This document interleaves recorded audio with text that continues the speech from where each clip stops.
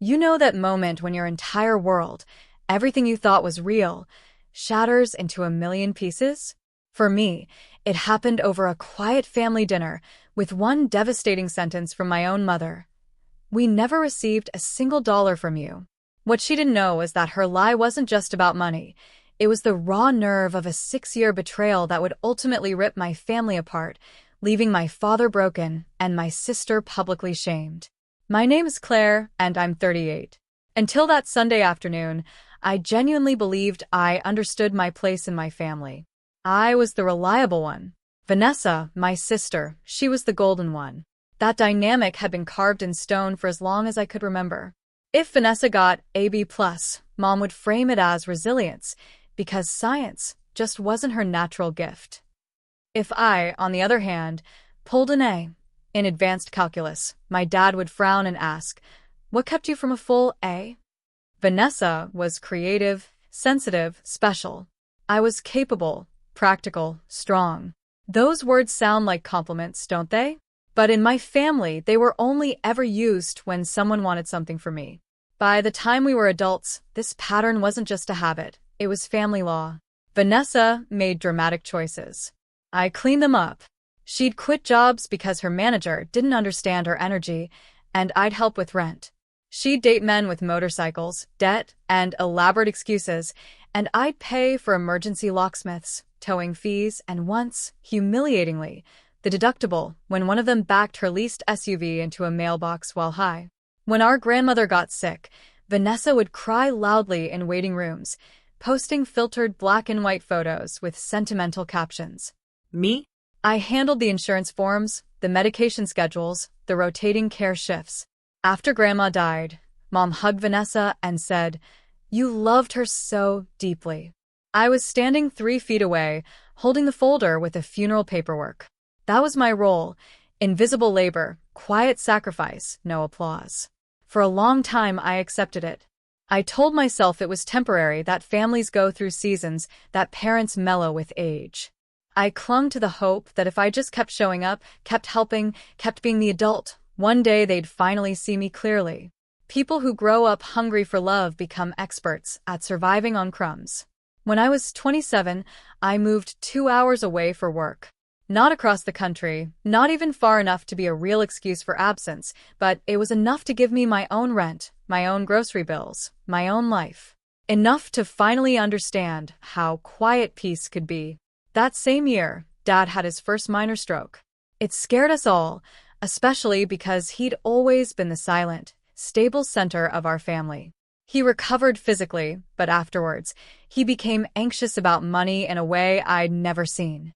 One night, Mom called me crying. The mortgage was tight, prescriptions were expensive, the house needed repairs, and Vanessa, bless her heart, was trying her best but had 2 small children and so much on her plate. I was making decent money then, not rich, but stable. No kids, no spouse, just the kind of practical habits people mistake for wealth. I asked her how much they needed. Mom hesitated, then sighed. "Honestly, even $500 a month would help us breathe." $500 a month. I remember standing in my kitchen, socks on the cold tile, looking at a bag of spinach in my sink. I thought about my student loans, my car payment, the emergency fund I'd just started. $500 wasn't impossible, but it wasn't nothing either. Still, I said yes. She cried. She told me she didn't know what they'd do without me. She called me her rock. That's the thing about people starving for tenderness.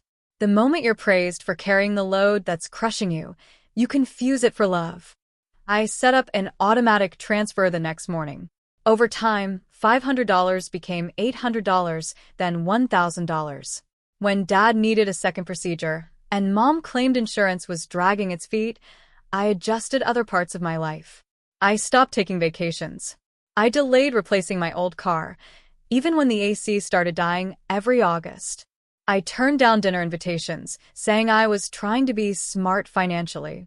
The truth was, I was sending nearly $12,000 a year to my parents, on top of random extra expenses they'd call about breathlessly: a new water heater, a roof leak, property taxes, an overdue dental bill. Every time I sent money, Mom would text some version of, I don't know how we raised such a generous daughter. But she never said it in front of Vanessa. In front of Vanessa, the story was always different. Vanessa was the devoted daughter. Vanessa came by all the time. Vanessa brought the children. Vanessa checked in emotionally.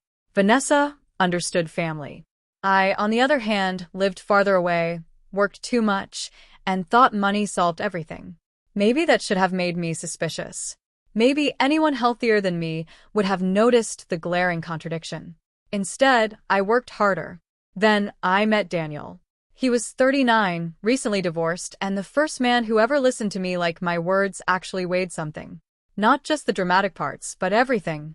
What I ordered at restaurants. What I thought about city budgeting. Why I hated hydrangeas. The first night he came to my tiny apartment, he looked around my carefully arranged living room and said, "You've built a calm life for yourself." I nearly cried. Not because it was romantic, but because no one had ever described my life as something I built. In my family, I was just the extension cord everyone plugged into. Daniel started noticing things I'd normalized. The way my mother only called after 6 p.m., usually right after I got home from work, as if she sensed when I was too tired to defend myself. The way my father never got on the phone unless they needed me to feel guilty. The way Vanessa only contacted me when she needed a favor, but could go 6 months without asking how I was. The way every family gathering ended with me somehow apologizing. One Saturday, about 8 months into our relationship, I was at Daniel's place when my mother called in tears because Dad's blood pressure monitor died and they needed a new one that day. I ordered one online for same-day delivery. After I hung up, Daniel asked, "Didn't you just send them $1,000 this month?" "Yes, and they can't buy a blood pressure monitor," I said, already defensive. "It's probably just bad timing."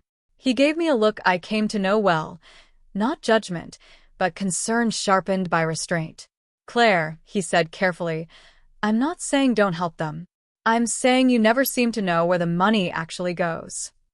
That irritated me instantly, which should have been my first clue he was near the truth. "You don't understand my family." "No," he said. "I understand enough to see that you are always in crisis on behalf of people who somehow still find ways to call you selfish." I snapped at him. We fought. Then I went home and spent the rest of the weekend feeling ashamed. Not because I believed he was wrong, but because a part of me had recognized something I didn't want to look at. Still, I kept sending money. Years passed that way. Daniel and I married when I was 34. Small ceremony, courthouse first, then dinner with close friends and family. My parents came, of course. Vanessa arrived 40 minutes late in a cream-colored dress that was just shy of white. Mom laughed it off. "That's just Vanessa."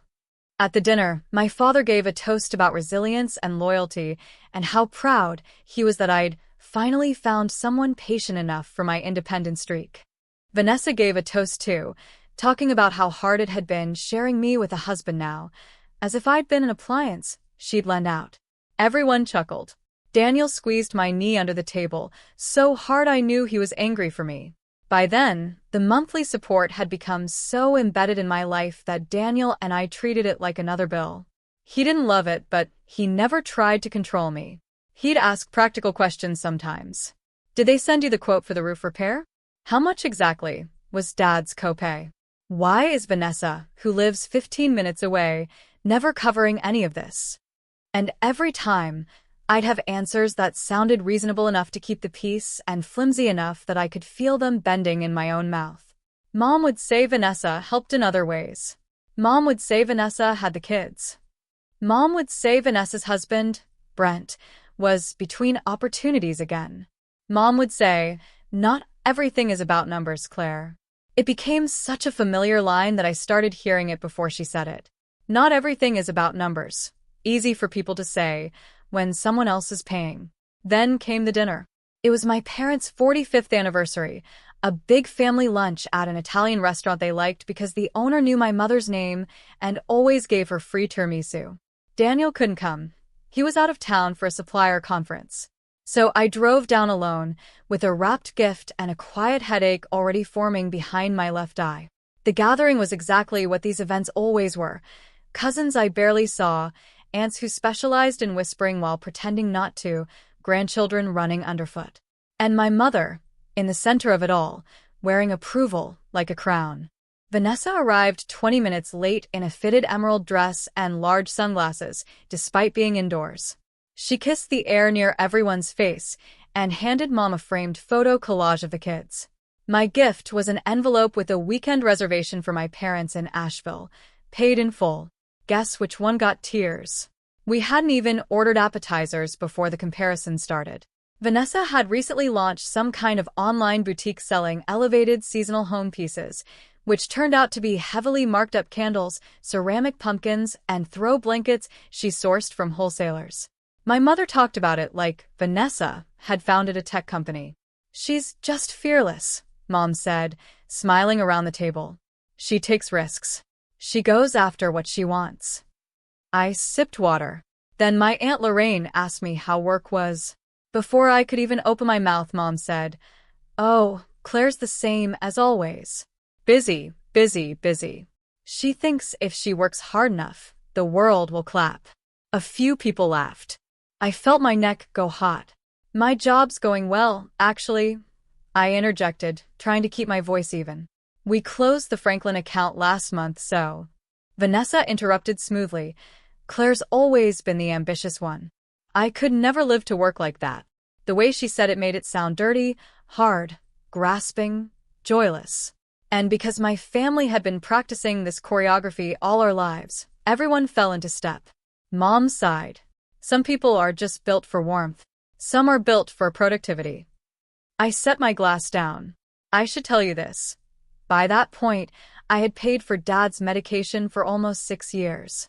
I had covered emergency house repairs. I had sent birthday money for both of Vanessa's children more than once because Vanessa forgot. I had lent Vanessa $2,000 the year before when Brent lost another job. And when she repaid only $300 of it, my mother told me to let the rest go because family doesn't keep score. So when my mother smiled sweetly and said, "You'll never be as good as your sister," it wasn't just about that sentence. It was about every year that sentence had been implied. And something inside me snapped. Cleanly. Almost quietly. I stood up. The chair legs scraped the floor loud enough to turn heads from nearby tables. "You know what?" I said, looking straight at both of them. "Then tell her to pay all the bills. I'm done. I'm not sending money anymore." My mother blinked at me. Vanessa frowned, still composed. "What are you talking about?" "I'm talking about the mortgage help. Dad's prescriptions, the repairs, the taxes, the random emergencies. If she's so much better, let her do it."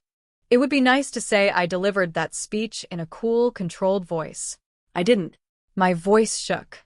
Years of humiliation were coming out of me without polish. My father looked up then, startled. "Claire, now isn't the time." "No," I said. "Actually, it's exactly the time." Mom's face changed first to confusion, then offense. "What bills?" I laughed once, sharp and unbelieving. "The bills I've been paying for years." Vanessa's eyebrows lifted. "You send Mom and Dad money?" The room had gone utterly still. My mother stared at me like I was speaking another language. Then she said it. The sentence that split my life clean in two. "We never received a single dollar from you." That sentence landed like a drop tray. Loud, shattering, impossible to ignore. I remember the silence after it more vividly than the words themselves. My Aunt Lorraine actually put her fork down. One of Vanessa's boys asked if he could have more Sprite and got shushed so hard he flinched. I looked at my father. "Dad?" He seemed confused, too. Not guilty. Genuinely confused. "Claire," he said slowly, "your mother handles the checking account." My stomach dropped because suddenly all the texts made sense. Not everything is about numbers. Don't bring your sister into this. We're managing. And under that, like a shape rising beneath water, another memory surfaced.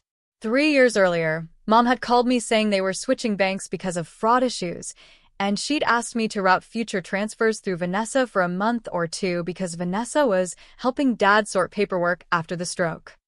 She said it would be easier, simpler, temporary.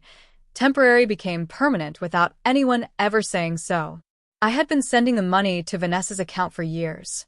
I turned to my sister so slowly it felt like moving through glue. Vanessa's expression was remarkable. Not panic. Not yet. First came indignation, because that was her instinctive armor. Then, just for a split second, I saw something naked beneath it. Fear.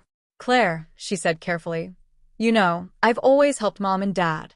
Sometimes funds get mixed with. Did you steal it? A gasp rippled around the table. Mom made a horrified sound. Claire. But I wasn't looking at her. Did you steal the money I sent for them? Vanessa's chin lifted. Do not use that word. Why not? I shot back. Is there a better one? She pushed back her chair. I have covered things for this family that you know nothing about. Then this should be easy, I said.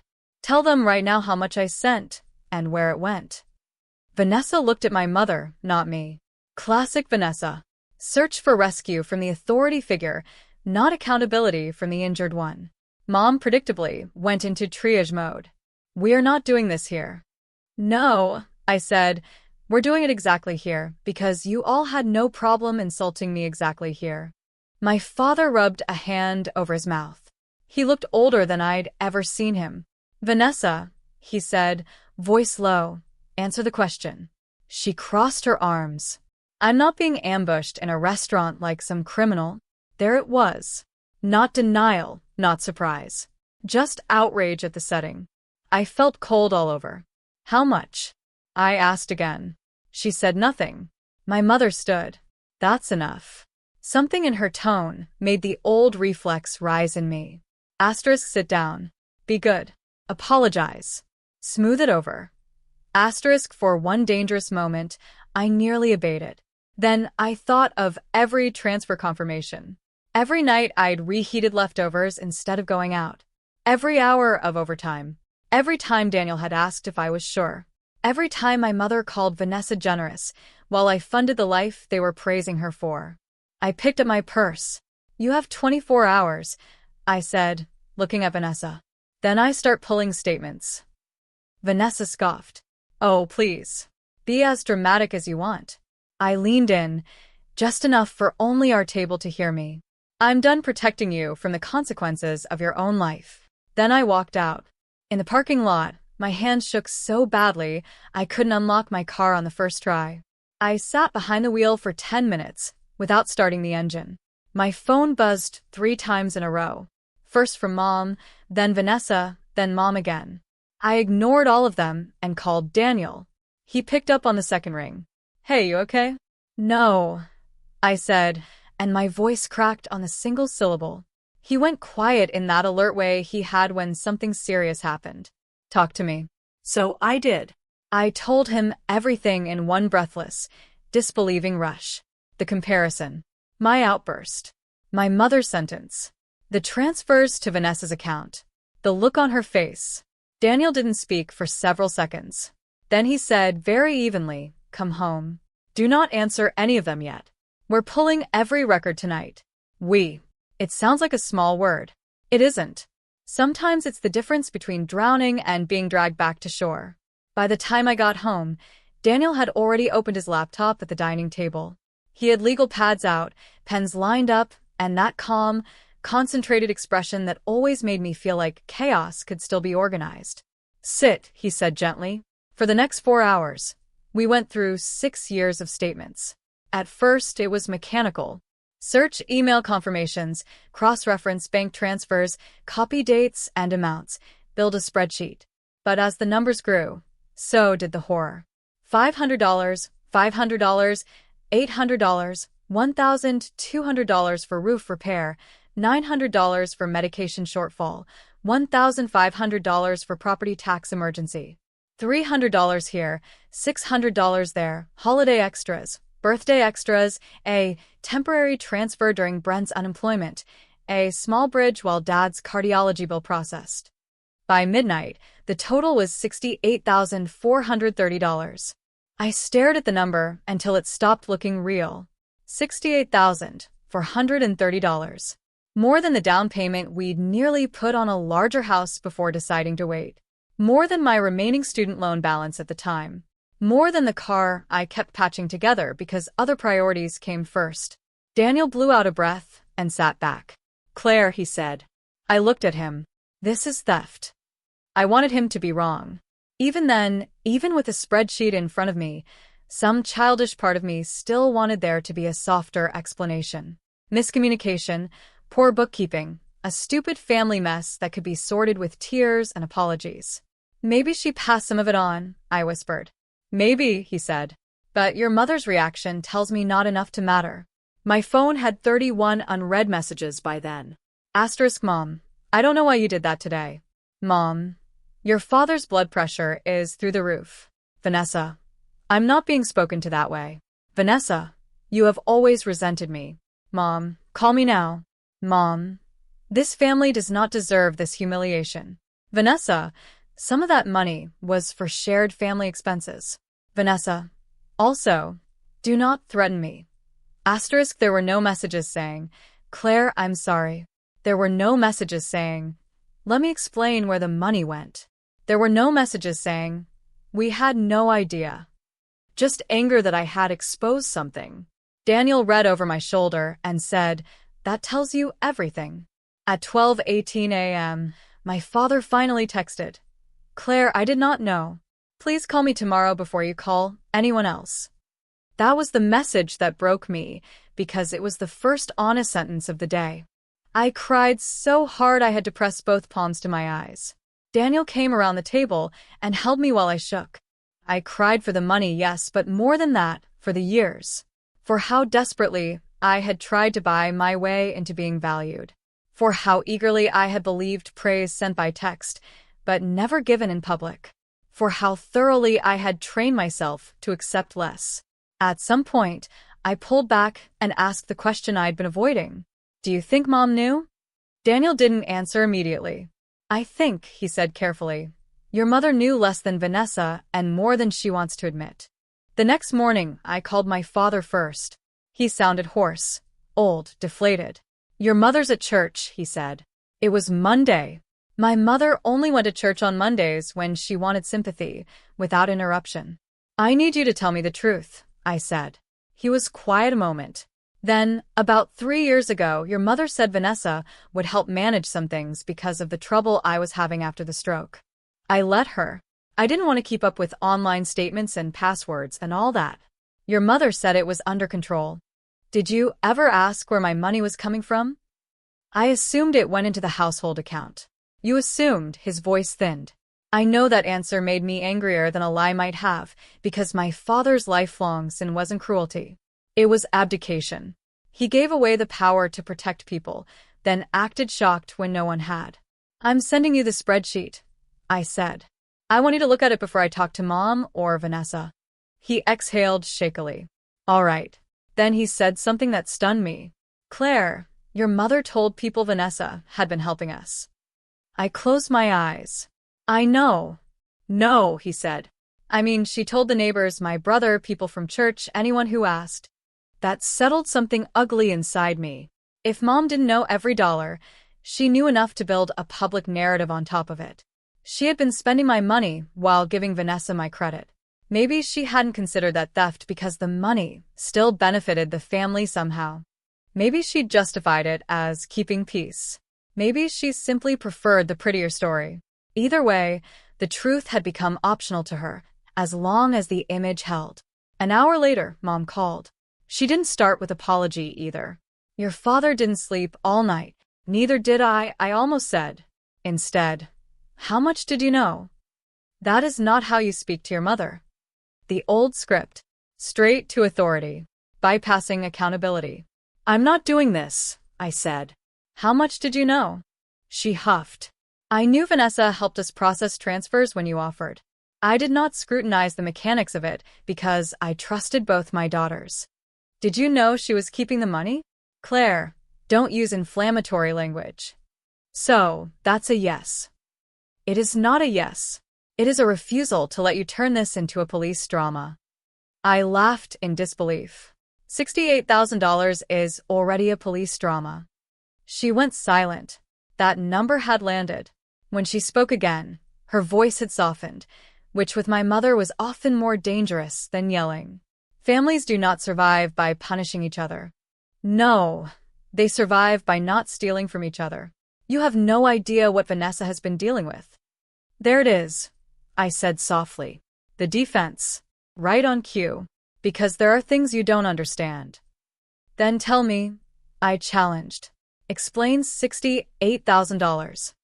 She hesitated long enough that I knew whatever came next would be constructed, not remembered. Brent had setbacks. The children needed stability. Sometimes Vanessa borrowed with every intention of replacing it. I actually felt dizzy. Borrowed without telling me, while you all let me believe I was supporting you. Mom's voice sharpened. That money was still in the family. That sentence changed everything. I sat up straighter. Daniel, across the table, pretending not to listen while absolutely listening, looked at me and knew from my face that something irreversible had just happened. In the family? I repeated. Yes, Mom said, as if she'd found the sensible point. You act as though she bought yachts. She was trying to keep her household afloat with money I sent for you. We all make sacrifices. No, I said quietly. I made sacrifices. You made excuses. She gasped like I'd slapped her. Then she cried. My mother's tears once controlled every room she entered. Growing up, they were weather. When she cried, everything stopped and reorganized around her hurt. For years, that worked on me, too. Not that day. I want the full account history, I said. And I want it today. She sniffed. I can't just demand that from Vanessa. Then I will. Before she could answer, I hung up. That afternoon, Vanessa called 6 times. I didn't pick up. Then she sent a long text. You are blowing this out of proportion. Mom and Dad have benefited from plenty I've done that can't be measured in transfers. Childcare, groceries, emotional labor. You've always thought writing checks made you superior. I used some funds when things were tight, yes, but it was never malicious. I fully intended to make it right when the boutique scaled. Now you've humiliated everyone and made Dad sick. I hope you're proud of yourself. I read it twice, then a third time because manipulation that practiced is almost elegant. It takes your injury, drains it of detail, and hands it back to you as selfishness. Daniel took the phone from me. Don't answer yet, he said. I want to tear her apart. You will. Better when it matters. That evening, my father called again. He sounded worse. Your mother wants to handle this privately. Of course she did. And you? A long pause. I want the truth. Then get in the car and come here, I said. Without Mom, without Vanessa. He did. That, more than anything, told me how serious this had become. My father never defied my mother in ordinary circumstances. But at 7:30 that night, he pulled into our driveway alone, shoulders caved in, carrying a manila folder and looking like he'd aged 10 years in a day. I made coffee. Daniel sat with us for the first 20 minutes, just enough to anchor the conversation, then excused himself to the den to give us privacy, while staying close. Dad opened the folder. Inside were old paper statements, property tax notices, medical bills, and a few handwritten notes in Mom's looping script. He placed them on the table carefully, like evidence in a case neither of us wanted. I found these in the desk, he said. Your mother keeps saying Vanessa always planned to settle things. Settle them with what? He didn't answer. I took a breath. Dad, I need you to be honest with me, even if it makes you look bad. He nodded once. Did you know Vanessa and Brent were in financial trouble? His mouth tightened. I knew Brent had credit card issues. I didn't know how bad. How bad was it? He rubbed his forehead. 2 years ago, there was talk of bankruptcy. I stared at him, and no one thought to mention that while routing my money through her account, he closed his eyes briefly. Your mother said it would shame Vanessa unnecessarily. That was my mother's philosophy in one sentence. Shame must be prevented for the favored child, even if truth has to be strangled to do it. We spent 3 hours going through everything Dad brought. It became clear fast that my parents had not received most of the major transfers I'd sent. Some utility bills had been paid late. Dad's prescription receipts showed gaps that lined up with the exact months I'd sent emergency help. The roof estimate Mom had quoted me was real, but the contractor invoice was never fully paid until much later, using money from Dad's small retirement distribution, which meant my mother had asked me for funds in my father's name, accepted them through Vanessa, then let the household struggle anyway while the money disappeared into my sister's life. At one point, Dad put both hands over his face and said, "I don't understand how it got this far." I did. Because one person lies, one person looks away, and one person keeps sacrificing because she's terrified that saying no will make her unlovable. That's how. Before Dad left, I asked him one more question. If I hadn't spoken up at dinner, would anyone have ever told me? He looked at me for so long that his silence became the answer. The next 48 hours were war. Mom called every relative likely to hear my version first. I know, because by Tuesday evening, I'd received messages from 2 aunts, a cousin, and even my mother's friend, Patricia, from church, all with variations of the same poisonous script. Asterisk families shouldn't air private matters. Vanessa is under enormous pressure. Your mother is heartbroken. Maybe there's been a misunderstanding. Asterisk 1, Anne even wrote, your sister says some of the money was basically a gift. Basically a gift. That phrase made me laugh so hard I scare myself. I responded to no one except Aunt Lorraine, the only relative who'd looked horrified at dinner instead of entertained. To her, I sent one screenshot, part of the spreadsheet with dates, amounts, and notes. 2 minutes later, she replied, "My God. I'm sorry. That was all." It was enough. Vanessa, meanwhile, escalated from defensive to theatrical. She posted a quote on social media about being attacked by those who project their own bitterness, then another about surviving narcissistic family systems. I would have found it funny if it weren't so familiar. My sister weaponized therapy language the way some people use expensive perfume, liberally and mostly to cover rot. Then Brent called. I had not expected that. Brent and I had never been close. He was the kind of man who always seemed half a step away from a fresh excuse, charming when sober, belligerent when cornered, and permanently convinced bad luck was a unique burden placed on him by an unjust universe. He called Wednesday morning at 9:12. "Claire," he said without greeting, "we need to calm this down." We? You know what I mean. No, Brent. I really don't. He sighed like I was being unreasonable. Look, Vanessa made some choices under stress. You're acting like she ran a Ponzi scheme. I almost admired the audacity.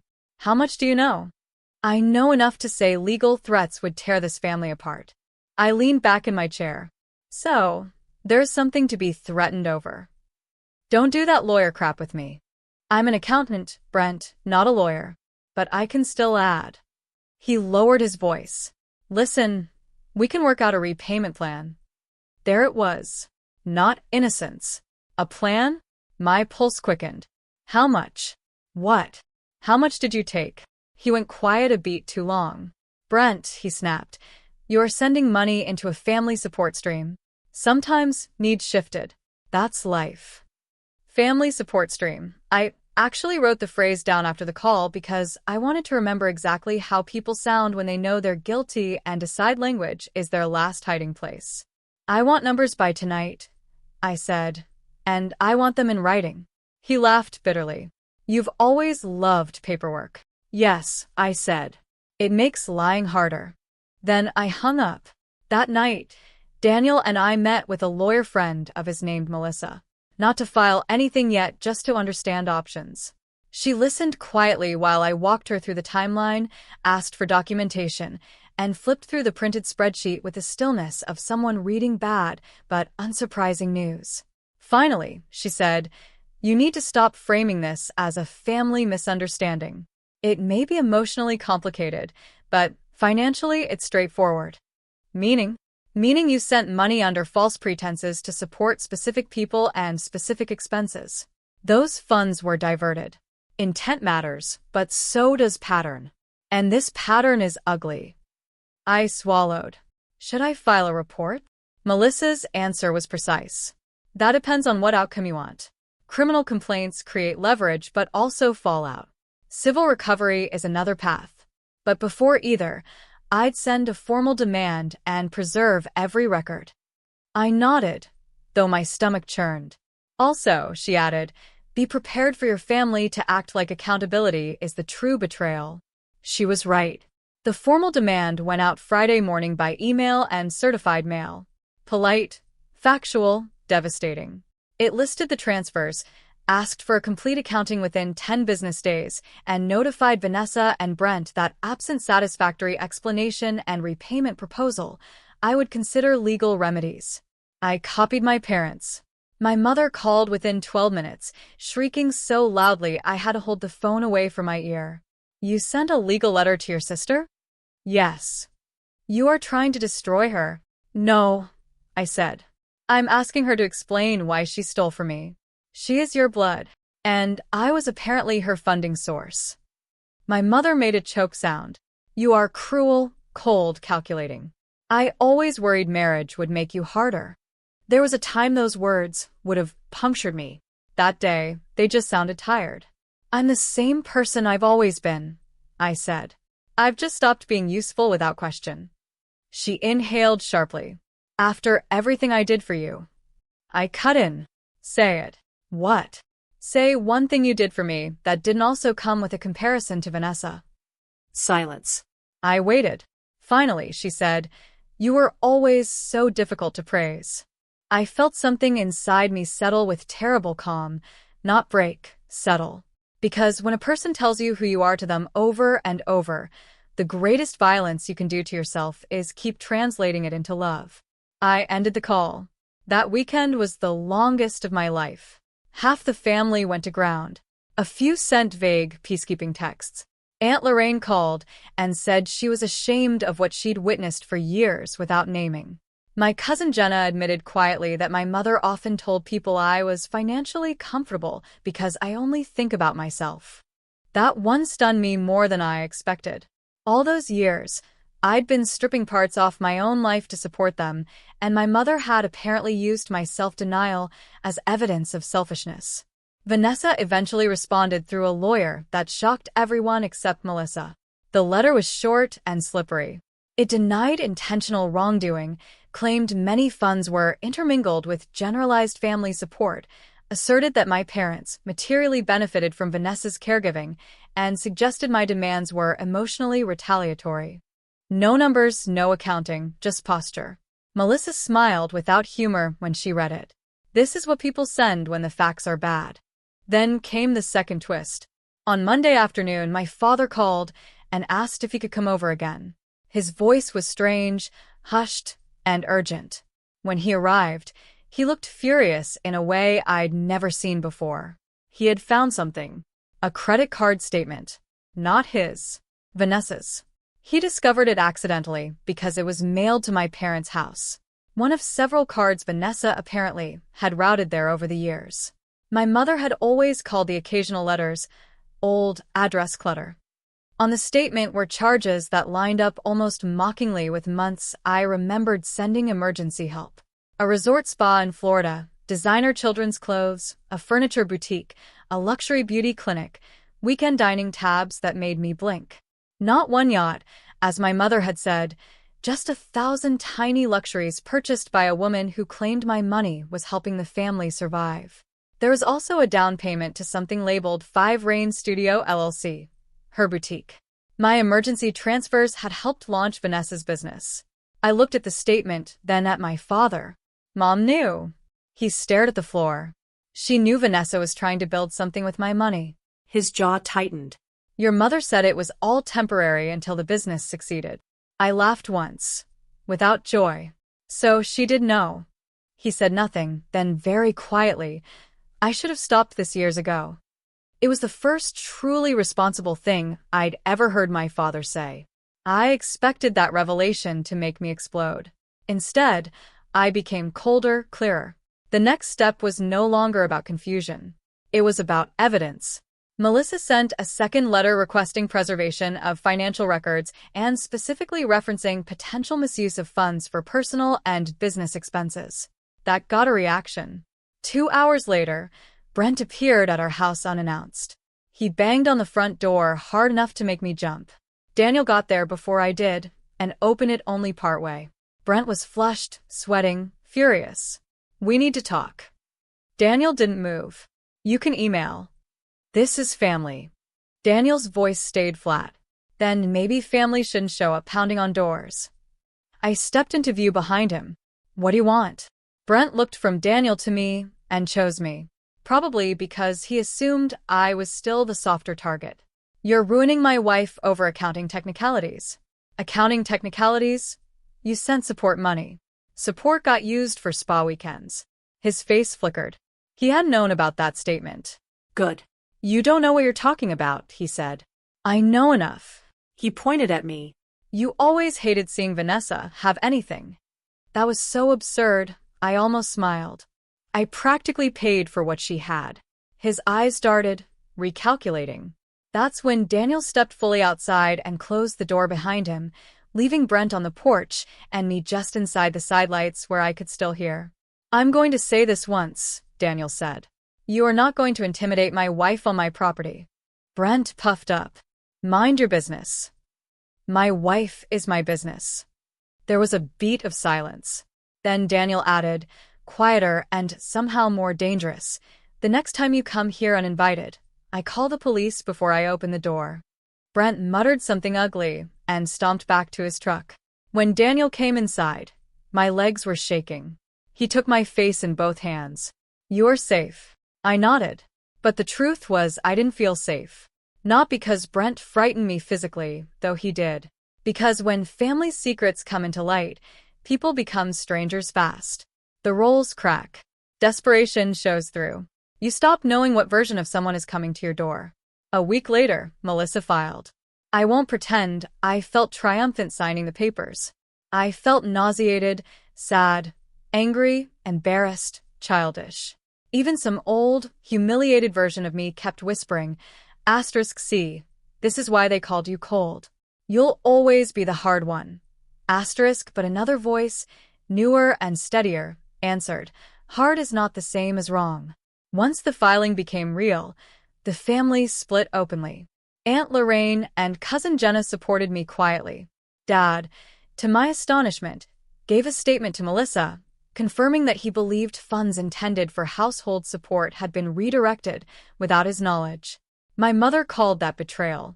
My father called it the truth. It was the worst fight of their marriage. And I know because one night he slept in his car at a rest area before driving to a motel rather than go back into the house. Vanessa posted less after that. Interesting, isn't it? Public confidence shrinks when private discovery gains paper. There were depositions, bank subpoenas, more records than I knew what to do with. And with every new document, the picture sharpened. Vanessa had used my transfers as padding for a chronically unstable life. Some money went to groceries, yes, some to childcare, some probably even to things my parents indirectly benefited from.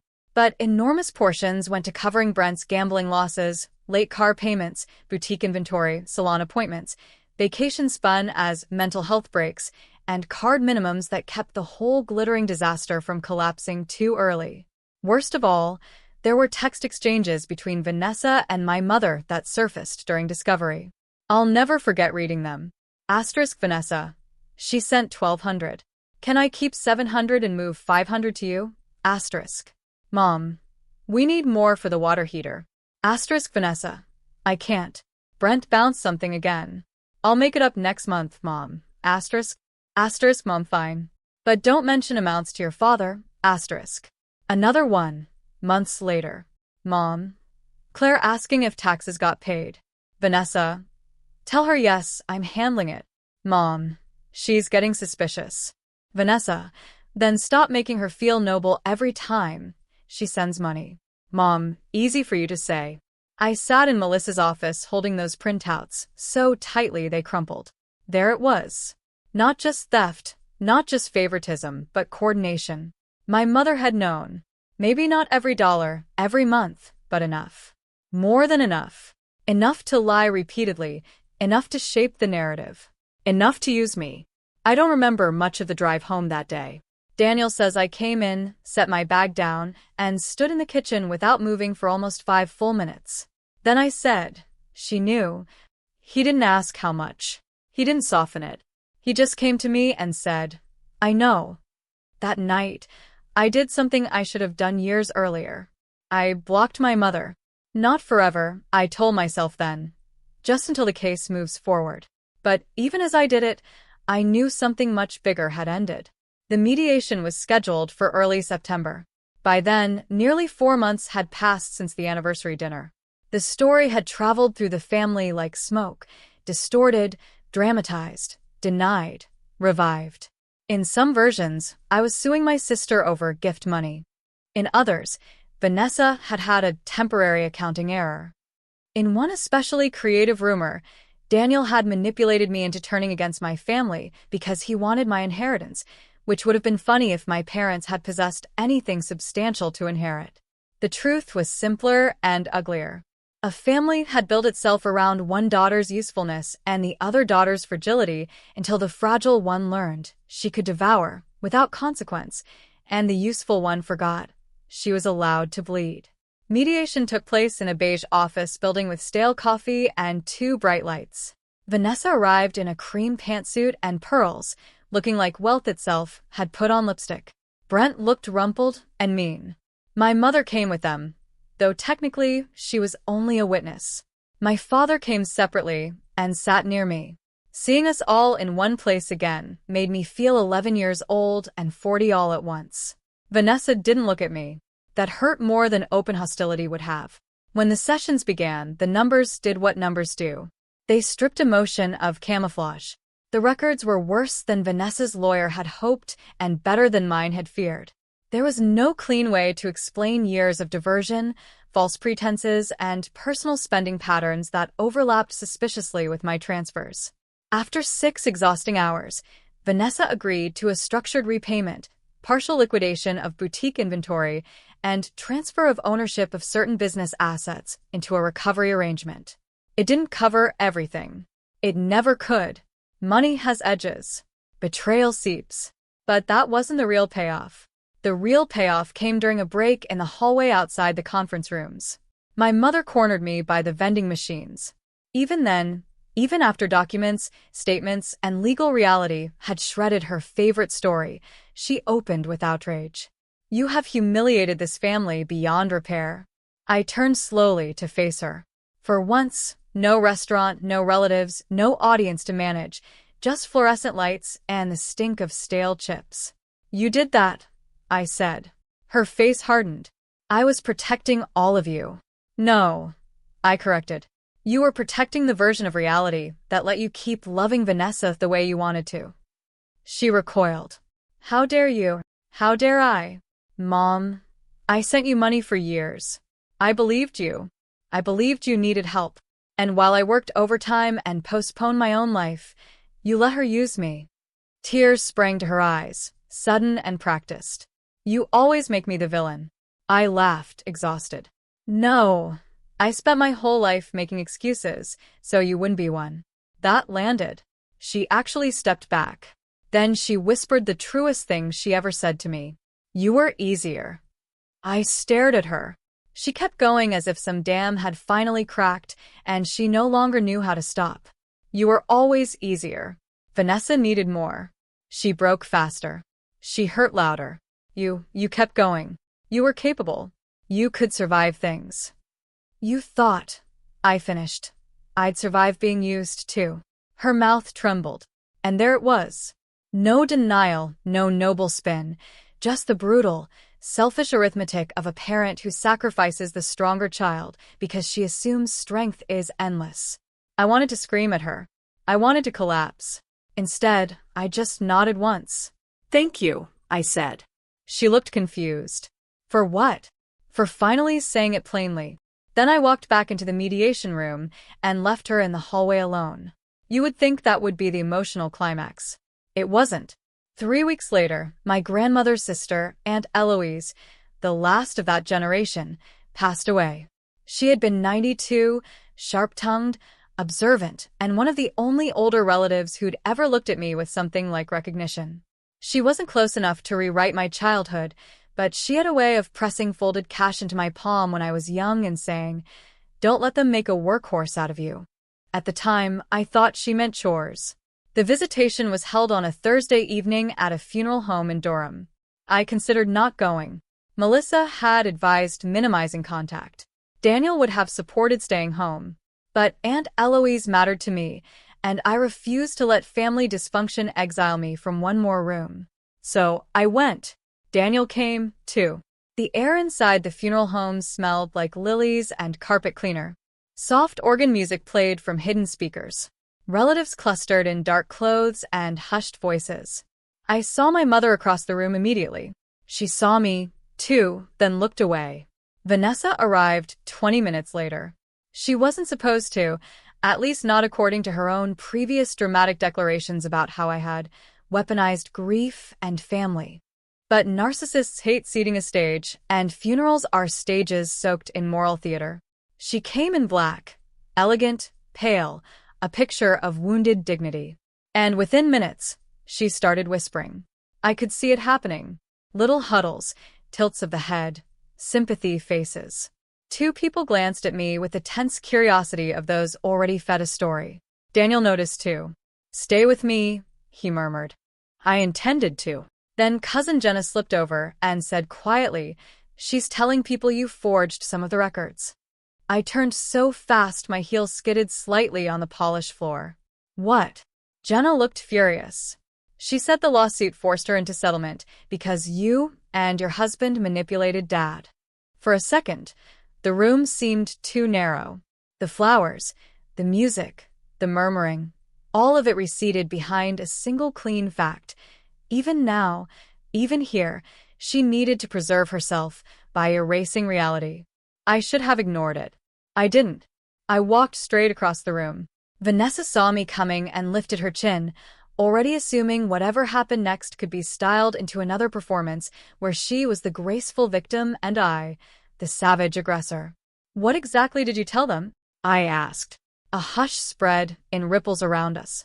Funerals make gossip travel faster because everyone is already pretending not to watch. Vanessa gave me a sad little smile. This is not the place. It wasn't the place when you were lying 2 minutes ago either. My mother appeared at Vanessa's side, as if summoned by instinct. Claire. That single word held decades of warning. It no longer worked. No, I said, still looking at Vanessa. Say it here. Say that I forged records. Say Dad lied. Say the bank statements were fake. Vanessa's eyes glittered. I said you've turned a private misunderstanding into public punishment. You stole from me. Enough. My mother snapped. Several heads turned fully now. I heard Daniel behind me, close enough to intervene if needed. Then Vanessa did something extraordinary. She smiled. Not sadly, not nervously, but triumphantly, and she said in a voice low but audible enough, "You always needed an audience before you felt important." I looked at her for one long second. Then I reached into my bag, pulled out a copy of the mediation summary. I had brought it because Melissa told me to keep documents on hand, and held it up. You signed this, I said. 3 weeks ago. Her face drained. My mother hissed. Put that away. No. A couple of relatives stepped closer. Not dramatically, just enough to listen better. You told people I forged records. I continued, still calm. This document states you agreed to repayment terms based on documented diversion of funds. Vanessa whispered, "You psycho." I almost smiled. And there's the accountability language again. What happened next changed everything. My mother grabbed for the paper. Not at me. At the paper. Pure instinct. Destroy the evidence. Preserve the illusion. Daniel moved between us fast, but not fast enough to stop the scene from becoming exactly what my mother had always feared. Visible. Her hand caught the page, tore the corner, and someone gasped. The funeral director, a neat man in a gray suit, appeared almost instantly with a kind of calm face professionals wear when rich or unstable families start turning grief into spectacle. "Ladies," he said quietly, "I need to ask you to lower your voices." Vanessa, unbelievably, pointed at me. "She's harassing us." I held up the torn document. She tried to snatch evidence out of my hand. The director's face remained neutral, but he looked at the page, then at my mother's outstretched fingers, and came to the obvious conclusion. "Ma'am," he said to my mother, "I need you to step away." My mother stared at him in disbelief. No one had ever publicly corrected her. Not really. Not in a room where she couldn't reclaim moral authority through tears and family rank. This is my aunt's visitation, she said. And I'm responsible for maintaining order, he replied. Please step back. She didn't. She looked around the room for support, expecting someone to rise to the occasion of protecting her dignity. No one moved. Not Vanessa. Not the cousins. Not the church friends who'd repeated her version for months. Not even my father, who had just entered from the foyer and taken in the scene with the expression of a man who was finally too tired to lie for anyone. The funeral director signaled discreetly to another staff member. Security apparently was on site because high-emotion gatherings sometimes went sideways. That is how my mother, the same woman who spent decades curating the image of a respectable, admired family matriarch, ended up being escorted away from the front receiving area of her own aunt's visitation, while half the extended family watched in silence. She wasn't dragged. It wasn't theatrical. In some ways, that made it worse. It was orderly, professional, undeniable reality at last, without varnish. Vanessa followed her out, hissing at everyone that we should be ashamed. My father stayed. He came to me slowly. You shouldn't have had to do that here, he said. No, I replied. I shouldn't have had to do any of it anywhere. He nodded, eyes wet. We stood in silence for a moment beside Aunt Eloise's casket. Her face looked peaceful in the strange, waxy way funeral peace never quite resembles the living. I thought of her little folded bills, her warning, the years I'd misunderstood. Then my father said, I'm leaving your mother. I turned to him sharply. He looked almost embarrassed by the truth. I've been staying in a motel half the week. I signed a lease this morning. That was the third twist, and in some ways the saddest. Not because their marriage was worth saving, but because I realized how many years he had also spent inside the same system, just with a different flavor of cowardice. He had chosen peace over truth until there was no peace left to choose. I didn't congratulate him. I just said, I hope you mean it. I do, he said. And he did. The months after that were quieter than I expected, and lonelier than I thought possible. When you spend your whole life in a family role, even a painful one, losing it feels like vertigo. I had spent decades being the helper, the workhorse, the tolerated practical daughter. Once I stopped, the silence where those demands used to be felt unnatural. Some mornings I still half expected a manipulative text about a bill or a crisis. Sometimes my hand reached for my phone before my mind caught up. Repayment began slowly. Not enough, not elegant, but legally enforceable. Vanessa sold much of the boutique inventory. Brent took a job with his brother-in-law's logistics company after his own options narrowed. They downsized out of the house they'd been pretending they could afford.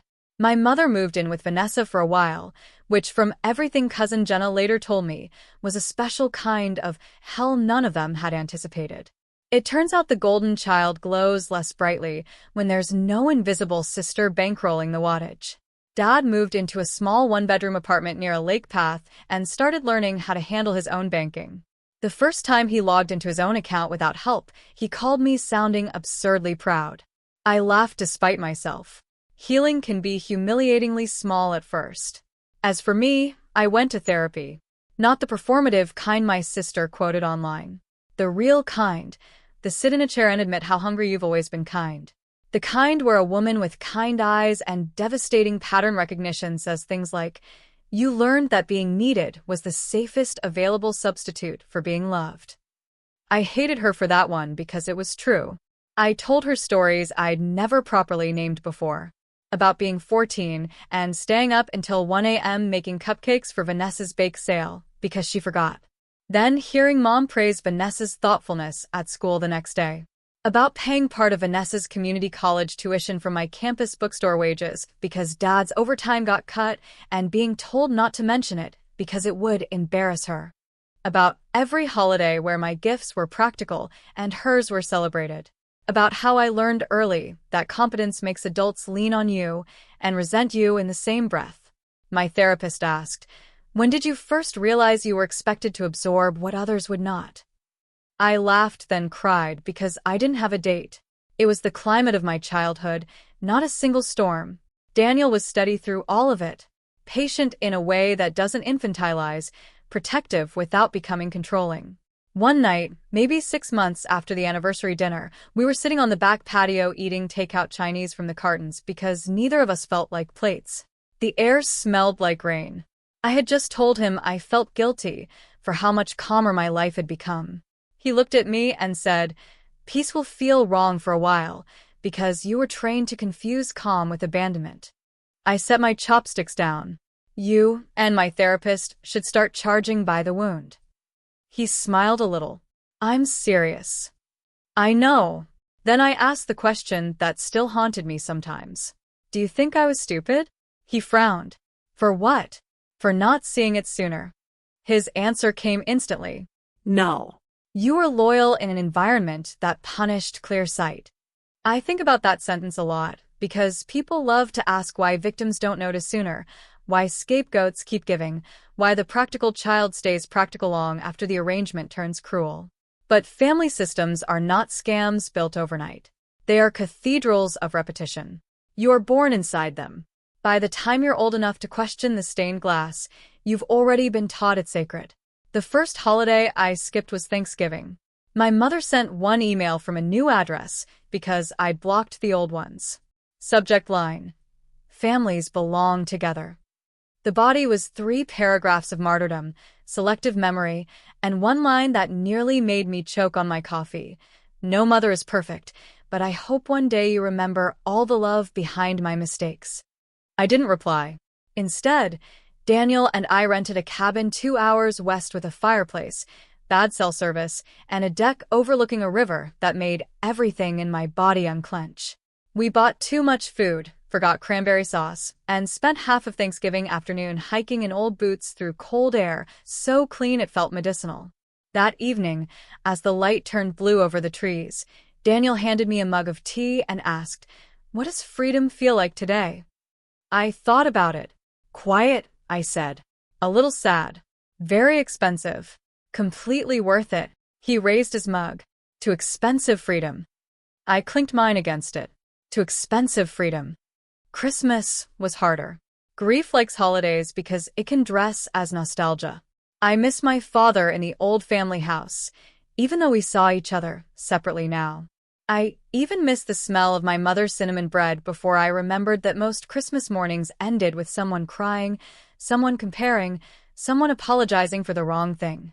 Dad came to our house for Christmas Eve instead.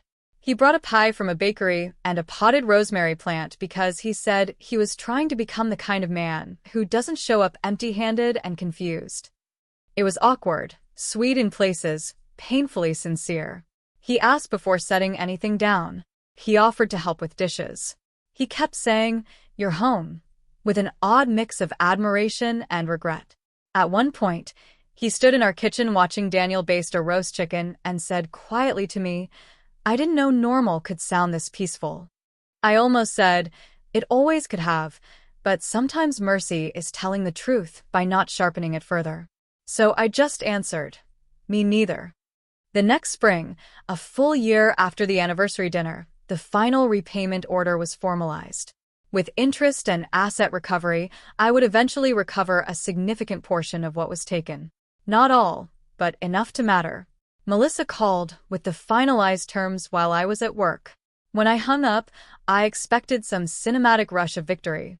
Instead, I sat at my desk and stared at the blue glow of my monitor while the office hummed around me. Printers, phones, distant laughter from the break room. Regular life continuing. Justice, when it finally arrives, is often quieter than revenge fantasies promise. More administrative, more precise. Then slowly I smiled because it wasn't really about the money anymore. It was about the record. The truth existed somewhere official now, somewhere outside family myth. It had been named, documented, enforced. You would be amazed how healing it is when gaslighting collides with paperwork. That evening, Daniel took me to dinner at a small restaurant downtown with brick walls and candlelight and the kind of servers who never hover. Halfway through dessert, he reached across the table and said, "You know what I'm proudest of?" "What?" "You stopped auditioning for love." I laughed softly, then felt tears surprise me, because that was exactly it. For most of my life, I had performed usefulness in hopes of eventually being chosen. I had thought if I was generous enough, stable enough, forgiving enough, tireless enough, someone would finally look at me without comparison and say, "There you are. We see you. You were enough all along." Instead, I found something better. I learned to say it to myself. That summer, I got a letter, a real letter, handwritten from my mother. I recognized the envelope immediately and almost threw it away unopened. Then curiosity, or maybe an old reflex, won. Inside was 4 pages of careful script. There was no full apology. There never would be. My mother was constitutionally incapable of entering a room without smuggling in justification. But there were fragments. Asterisk, I did not understand how much resentment had built. I thought helping Vanessa was temporary. I relied on your strength too much. I was wrong to let appearances matter more than clarity. Asterisk, the closest she came to truth was in the final paragraph. I see now that I asked you to carry what I would not ask of her, and then I punished you for carrying it well. I read that sentence 5 times. Then I put the letter back in the envelope and sat very still. My therapist later asked, "Did it give you closure?" "No," I said, "but it gave me accuracy. And sometimes accuracy is the only mercy available." I did not reconcile with my mother that year, or the next. I saw Vanessa once by accident in a pharmacy parking lot.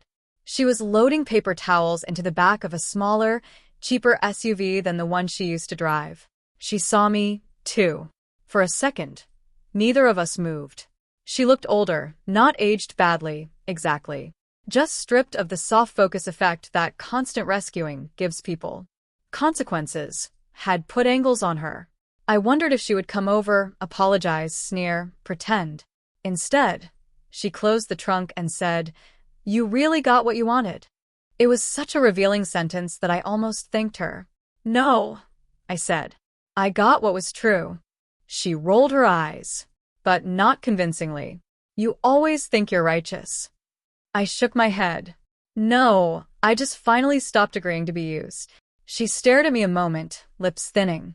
Then she said the thing I think she'd believed her whole life. "You could afford it." There it was. Her theology. My capacity as consent, my stability as public property, my competence as justification for exploitation.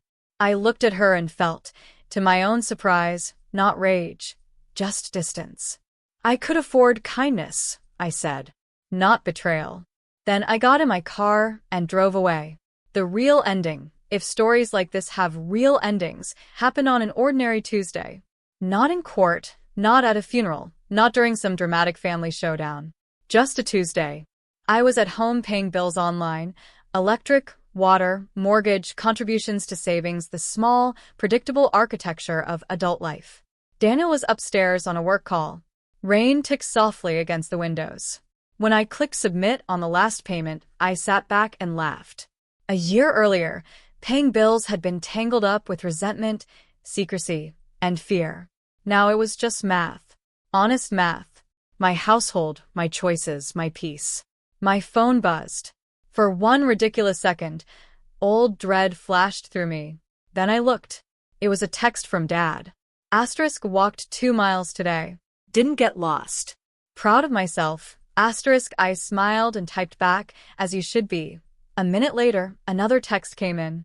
This one from an unknown number. I almost ignored it. Then I opened it. It was my mother. Just one line. "I hope you are well. No guilt, no demand, no performance." Maybe it was progress. Maybe it was loneliness. Maybe both. I stared at the message for a long time. Then I set the phone down without answering and looked around my kitchen. The bowl of lemons on the counter. The mail stacked neatly. The rain. The quiet. The life I had finally stopped apologizing for. That was the moment I understood something I wish I'd known 20 years earlier. Justice is not always making them suffer the way you suffered. Sometimes justice is this. They no longer get to define you. They no longer get to spend you. They no longer get to call your bleeding love and your boundaries cruelty. They no longer get access to the part of you that kept them comfortable at your expense. My parents sneered, "You'll never be as good as your sister." And for years, I believed I had to prove them wrong by giving more. But the truth was simpler, sharper, and far more freeing. I never needed to be as good as my sister. I needed to stop being useful to people who only valued me when I was willing to disappear. So I did. And when the dust settled, when the lies were named, when the bills finally belonged to the people who made them, when the golden child had to live in the harsh, white light of numbers, when my mother could no longer confuse exploitation with family loyalty, I found something no one in that house had ever offered me. Peace. Not the fake peace of silence. Not the peace of swallowing hurt. Not the peace of being the bigger person while someone empties your pockets. Real peace. The kind that comes after truth. The kind that costs something. The kind that stays. And that, more than any courtroom, more than any torn document in a funeral home, more than any stunned look on my mother's face, was the part they never expected. I stopped sending money. Then I stopped sending access. And for the first time in my life, I kept something for myself. Have you ever had to choose between your truth and keeping the peace in your own family? I really want to know, what would you have done in my place? Tell me in the comments below.